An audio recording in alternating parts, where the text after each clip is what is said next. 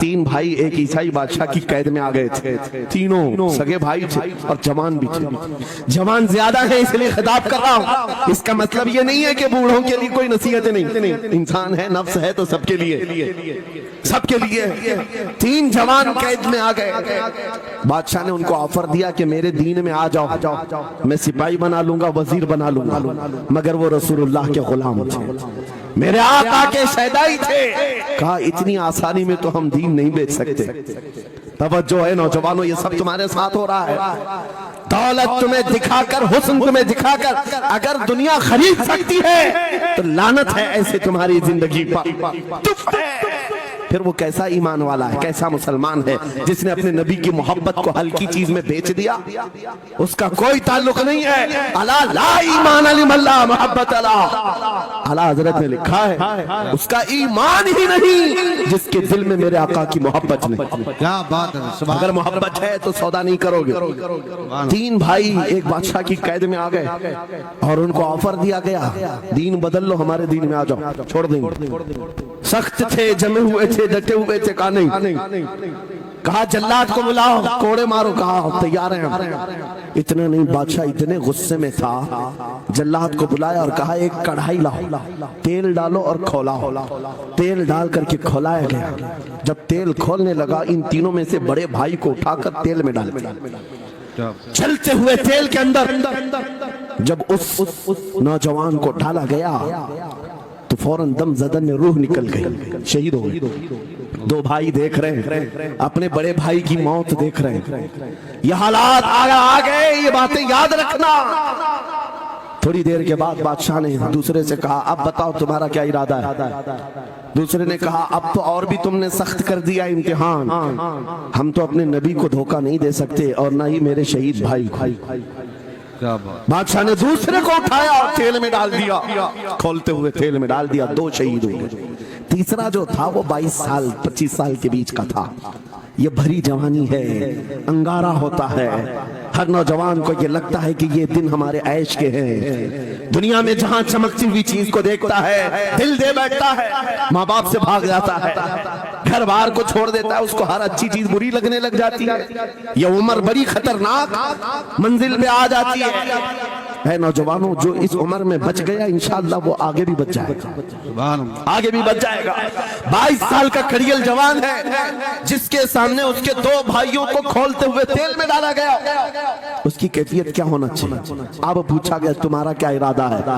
کہا اس طرح تم 100 بار بھی تیل میں ڈالو گے تو میں یہی کہوں گا میرا رسول محمد سبحان اللہ صلی اللہ علیہ وسلم، ہمارے آقا محمد صلی اللہ علیہ وسلم ہے، میں یہی کہوں گا۔ بادشاہ اتنے غصے میں تھا، کہا کہ اس کو چیر دو، اس کو کاٹ دو۔ وزیر تھا بادشاہ کا چالاک، اس نے کہا اس کو قتل کر دینے مار دینے سے کچھ ہوگا نہیں، مجھے 1 مہینے کا ٹائم دے، اس کو چینج کر کے لے کے آؤں گا، اگر نہیں لایا تو میری زندگی داؤ پہ لگ جائے۔ بادشاہ نے کہا لے جاؤ، 1 مہینے کا ٹائم ہے، اس کو بدل کر کے لاؤ۔ وجہ یہ تھی کہ اس وزیر کے گھر میں بڑی خوبصورت لڑکی تھی جس کے رشتے کے لیے بڑے بڑے بادشاہوں کے شہزادوں کے پیغامات آتے تھے۔ وزیر ایسا تھا کہ اس ایک نوجوان پر اپنی پوری محنت صرف کرنا چاہتا تھا۔ گھر لایا، کمرے میں رکھا، اچھی غذائیں دی، کہا میں تجھے مارنا نہیں چاہتا، کچھ نہیں، تو اپنی زندگی میں مست رہ۔ اس نوجوان نے کہا ٹھیک ہے۔ اس کے بعد اپنی بیٹی کو لگا دیا، اے بیٹی تیرے پاس تیرے باپ کو بچانے کے لیے ایک ہی کام ہے، اس جوان کا دل جیت کر کے لیا، بادشاہ سے جو چاہے تجھے دلا دوں گا۔ اس لڑکی نے کہا یہ تو چٹکی کا کام ہے میرا۔ جس کے پاس حسن ہوتا ہے اسے ایسا لگتا ہے ہر کسی کو اپنے دامے فریب میں پھنسائے گی، اتنا آسان نہیں ہے، ہر کوئی لٹو نہیں ہوتا۔ رات کو جب یہ لڑکی آتی، نوجوان مصلح بچھاتا سجدے میں چلا جاتا، اور وہ کھڑی رہتی بیٹھی رہتی، کھڑی ہوتی بیٹھی ہوتی، رات گزر جاتی، وہ اونگ اونگ کر چلے جاتی۔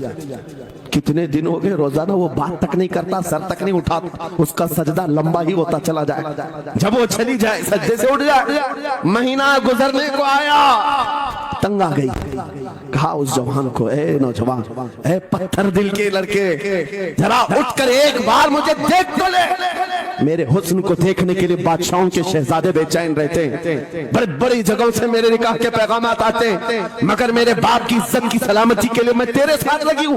क्या बात है, तुझे गुरूर कितना है, मुझे देखता क्यों नहीं? नौजवान ने सर उठाए बगैर कहा, बस तू अपने मकसद में कामयाब नहीं हो सकती, वापस चली जा, इसलिए कि इन आंखों में एक ही हुस्न बस रहा है, वो आमिना के लाल का हुस्न है। क्या बात है, नारे तकबीर। बस वो एक हुस्न बसा हुआ है बहुत और उस हुस्न को धोखा नहीं दिया जा सकता। सुभान अल्लाह। वो खातून के दिल में, उस लड़की के दिल में ऐसी हैबत तारी हो गई, ऐसी हैबत तारी हो गई, कप कपाने लग गई और खड़ी होकर कहने लगी, मैं दिल से गवाही देती हूँ कि तू भी सच्चा है, तेरा दीन भी सच्चा। सुभान अल्लाह, सुभान अल्लाह। उठ जा, मुझे आजाद कर इस तमाम वाहियात जिंदगी से, मैं तेरे साथ आने को तैयार हूँ, तेरे दीन में भी और तेरे निकाह में भी। नौजवान खड़ा हुआ, कहा कि ये ईमान लाई हुई।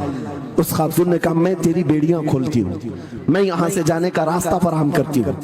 दुनिया जिसको फंसाने के चक्कर में थी, अक्सर ये देखा गया है, वो खुद अपनी गर्दन मुस्तफा के कदमों में देने को तैयार। क्या बात है। शर्त इतनी है कि मोहम्मद से वफा तूने, तो हम तेरे हैं, ये जहाँ चीज है कि अल्लाह हो कलम तेरे हैं, सुभान अल्लाह। सब तुम्हारा हो सकता है, सब तुम्हारा होगा। बस जिंदाबाद, मरहबा। मेरे अजीजों, अब सुनो आगे की बात। कलियू भी फरमाते हैं, इन जवानों की हिकायत क्यों सुना रहा हूं, ये आने वाले हालात, आने वाले हालात हैं। कहते हैं रात की तन्हाई में उस खातून ने उस नौजवान की बेड़ियां खोल दी, हुजरे का दरवाजा खोल दिया और उसको लेकर के निकल गई। कहा रास्ता मैं बताती हूँ, सल्तनत की सरहदें मैं उबूर कराती हूँ, फिर तेरी मर्जी, अगर मुझे साथ रखना है तो ले चल अपने दयार में, या फिर छोड़ना है तो छोड़ दे।